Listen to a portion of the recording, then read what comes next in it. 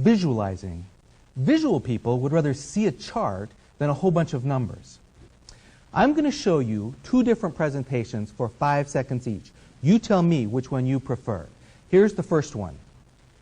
1, 2, 3, 4, 5. Did you get everything out of that? Now let's look at a different view of the same numbers for 5 seconds again. 1, 2, 3, 4, 5. Okay, which one do you think gave you a better sense of what was going on? Excel is superb at charting numbers. That's why Business Week has little charts at the bottom of articles, is because it helps you to immediately see what's going on. And Excel is great for visualizing things by turning them into charts. Presenting. You can use Excel to make something look good even if you aren't really going to do any calculations at all.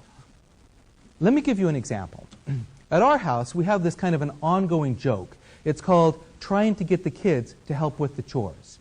One of the ways that we do this is that we create a little chart that the kids can sign up for when they're going to help with the kitchen duty.